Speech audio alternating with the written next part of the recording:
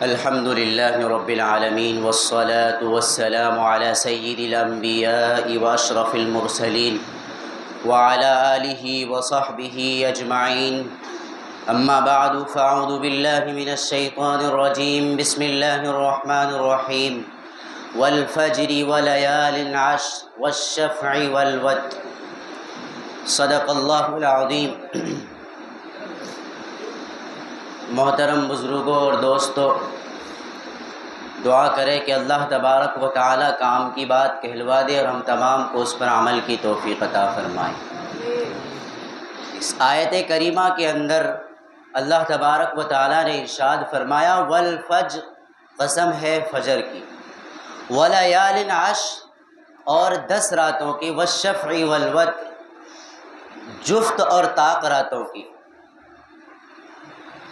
اس سے ہمارے ذہن میں ایک سوال ہو سکتا ہے کہ انسان جب کسی سے گفتگو کرتا ہے، کسی سے بات چیت کرتا ہے اور اس کو اپنی بات ثابت کرنی ہوتی ہے اور اپنی بات میں پختگی لانی ہوتی ہے، سامنے والوں کو منوانا ہوتا ہے اور وہ سختی سے بات کرتا ہے، لیکن اس کے باوجود بھی وہ بات نہیں مانتا، اس کی بات کا انکار کیا جاتا ہے، تو اس وقت انسان قسم کھا کر کے اپنی بات کو اور پختہ کرتا ہے کہ قسم خدا کی، اور دوسری قسمیں کھا کر کے کہتا ہے کہ بھائی میں جیسا کہہ رہا ہوں ویسا ہی ہے.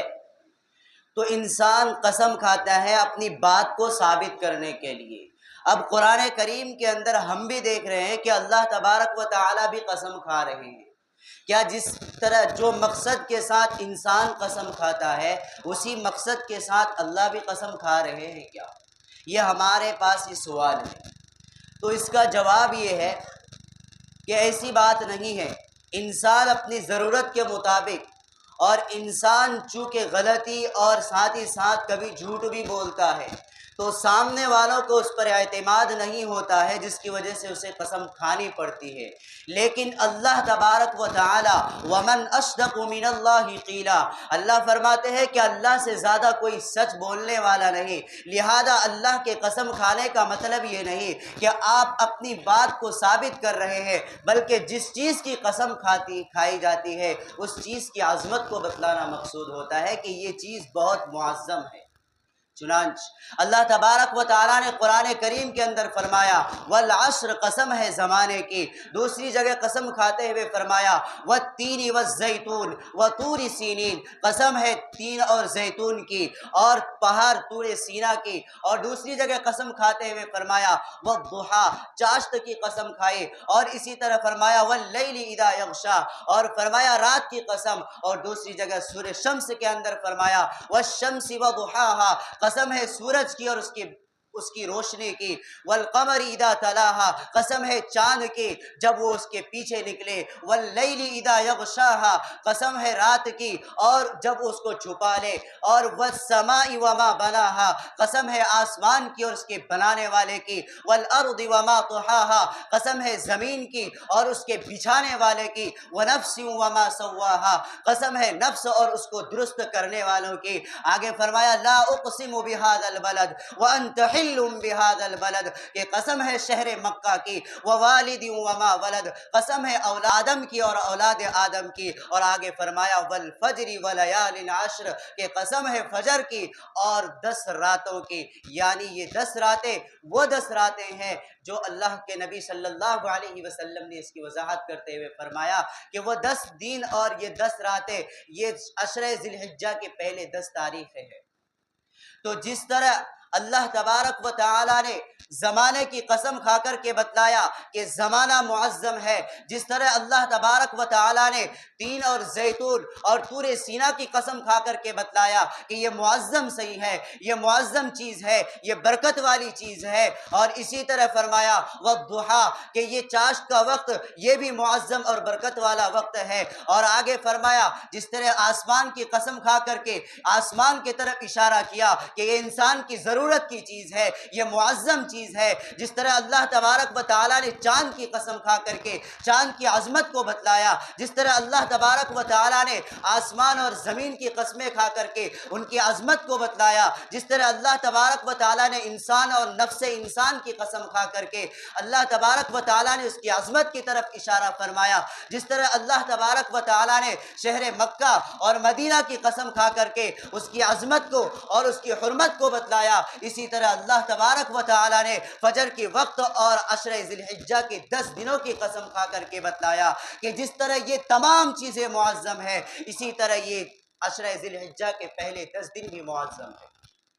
اور اللہ کے نبی صلی اللہ علیہ وسلم نے اس کی وضاحت کرتے ہوئے فرمایا کہ جس طرح اللہ تبارک و تعالیٰ نے امت محمدیہ پر رحم کرتے ہوئے امت محمدیہ کی زندگی اور آخرت کو سنوارنے کے لیے ان کو گولڈن چانس اور مبارک راتیں عطا کی ہے، مثال کے طور پر اللہ تبارک و تعالیٰ نے فضیلت والی راتیں عطا کی، عید الفطر کی رات اور اسی طرح عید الاضحیٰ کی رات اور اسی طرح رمضان کے آخری عشرے کی تمام راتیں اور اسی طرح شب قدر اور شب برات، جس طرح یہ فضیلت والی رات ہیں کہ اس میں اگر انسان تھوڑی سی عبادت کر لے اللہ تبارک و تعالیٰ اس کے بدلے میں بے شمار اجر و ثواب عطا فرماتے ہیں۔ اسی طرح اللہ نے فرمایا کہ ان راتوں کی طرح میں نے کچھ دن بھی برکت والے بنائے ہیں، وہ دن یہی 10 دن ہے۔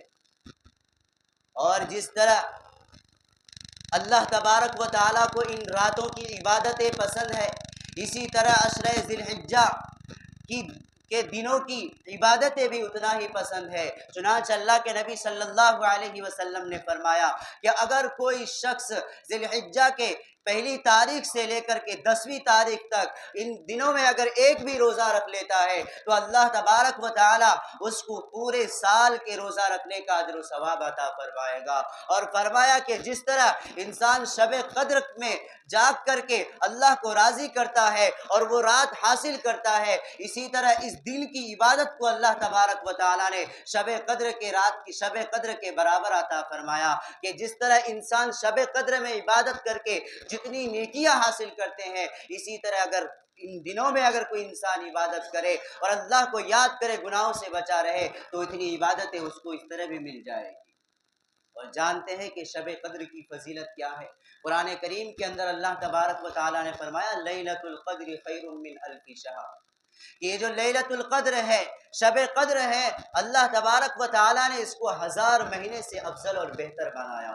اس کو پانے کے لیے لوگ مکمل 10 راتیں جگتے ہیں اور بعض لوگ پورے رمضان محنت کرتے ہیں اور مجاہدہ کرتے ہیں، رات کو جگ کر کے اللہ کی عبادت کرتے ہیں تاکہ مجھے یہ رات مل جائے۔ اللہ تبارک و تعالیٰ نے کیا بہترین موقع دیا ہے کہ اگر ان دنوں میں اگر کوئی انسان اللہ کو راضی کرنے کے لیے اور اس فضیلت کو حاصل کرنے کے لیے گناہوں سے بچ کر کے اللہ کی عبادت کرے گا تو اسے ایک شب قدر نہیں بلکہ 10 شب قدر مل جائے گی۔ تو بہت بڑی نعمت ہے۔ ان دنوں کے اندر اللہ کے نبی صلی اللہ علیہ وسلم نے فرمایا کہ لوگوں کو چاہیے کہ وہ تحلیل اور تکبیر کہا کرے۔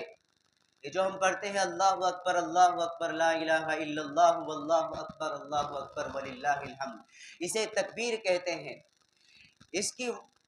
اس کا جو وجوب ہے 9ویں تاریخ 9ویں ذی الحجہ کی فجر سے لے کر کے 13ویں ذی الحجہ کے عصر تک اس کو ہر نماز کے بعد پڑھنا امام پر اور مقتدی پر ہر ایک پر بآواز بلند واجب ہے۔ اور علماء کرام نے فرمایا کہ مستحب اور بہتر عمل کیا ہے کہ وہ پہلی تاریخ سے ہی شروع کر دے کہ ہر نماز کے بعد اس کو پڑھنا شروع کر دے۔